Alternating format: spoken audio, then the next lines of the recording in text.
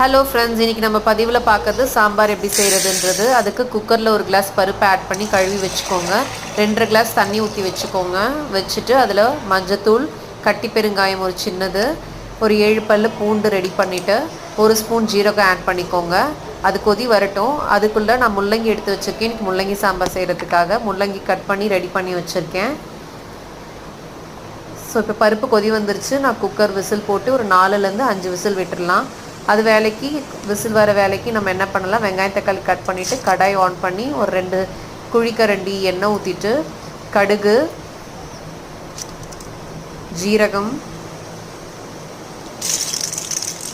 ஒரு 2 வரமிளகாய் போட்டுட்டு நல்லா அது வறுத்த பிறகு வெங்காயம் கட் பண்ணி வச்சதை போட்டு நல்லா வதங்கட்டும் ப்ரௌனிஷாக. வெங்காயம் நல்லா ப்ரௌனாக வதங்கின பிறகு தக்காளி ஆட் பண்ணிக்கோங்க. நான் 3 சின்ன தக்காளி சைஸ் எடுத்திருக்கேன். அதை நல்லா பொடியாக நறுக்கி கட் பண்ணிக்கோங்க. தக்காளி போடும்பொழுதே அதை வதக்கிறதுக்கு முன்னாடியே காய்கறி என்ன வச்சுருந்தாலும் நீங்கள் அதை ஆட் பண்ணிக்கோங்க. ஸோ தக்காளி ஸ்மாஷ் ஆகிற வேலைக்கு காய்கறியும் வதங்கிடும். ஸோ நான் முள்ளங்கியும் ஆட் பண்ணிட்டேன்.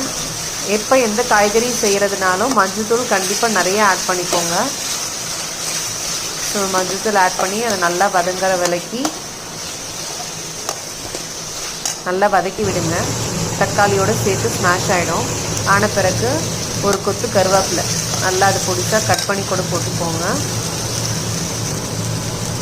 ஸோ இது நல்லா ஸ்மாஷ் பண்ணி நல்லா வதக்கி விடுங்க. ஸோ இது சீக்கிரம் வதங்கணும் அப்படின்னா உப்பு ஒரு 1.5 ஸ்பூன் ஆட் பண்ணிவிட்டு நல்லா வதக்கி விட்டுட்டு இப்போ தேவையான அளவு மிளகாத்தூள் ஒரு 3 ஸ்பூன் நான் எப்போவுமே போடுவேன். ஸோ உங்கள் காரத்துக்கு ஏற்ற மாதிரி நீங்கள் மிளகாத்தூளை ஆட் பண்ணிக்கோங்க. ஆட் பண்ணிட்டு அதை நல்லா வதக்க விடுங்க. எவ்வளோக்குள்ளே வதக்குறீங்களோ அப்போ தான் அது காய்கறியில் நல்லா வதங்கி இந்த மாதிரி பதத்துக்கு காய்கறியில் ஜூஸ் ஏறும். ஸோ காரமும் கரெக்டாக இருக்கும். சாப்பிடும்போது காய்கறி டேஸ்ட்டாக இருக்கும். ஸோ இப்போ தண்ணி ஊற்றிக்கலாம் நம்ம தேவையான அளவு. ஒரு 3லேருந்து 3.5 கிளாஸ் தண்ணி ஆட் பண்ணிக்கோங்க.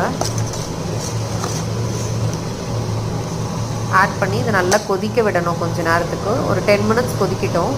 ஸோ நல்லா கொதிச்சிருச்சு பாருங்கள். கொதித்து எண்ணெய் கூட திரிஞ்சு நல்லா வந்திருக்கு. ஸோ இப்போ அது நல்லா வெந்துருச்சு காய்கறி.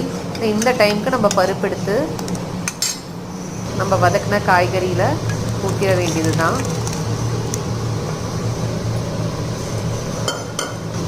ஸோ இப்போ அது நல்லா கொதி வந்து ஒரு 15 மினிட்ஸ்க்கு நல்லா கொதிக்கிட்டோம். ஸோ அதுக்குள்ளே நல்லா கிளறி விட்டுக்கோங்க. கிளறி விட்டுட்டு ஒரு 15 மினிட்ஸ் விட்டிங்கன்னா நல்லா கொதி வந்துடும். ஸோ அது வேலைக்கு நம்ம புளி ஊற வச்சுருந்தோம். ஸோ அதை புளி தண்ணி ரெடி பண்ணி வச்சுக்கலாம். பாருங்கள் நல்லா கொதிச்சிச்சு. ஸோ இந்த டைமுக்கு நம்ம புளி ஆட் பண்ணிவிட்டு கொத்தமல்லி ஆட் பண்ணி இறக்கிட்டோம்னா ரொம்ப மணமாக இருக்கும்.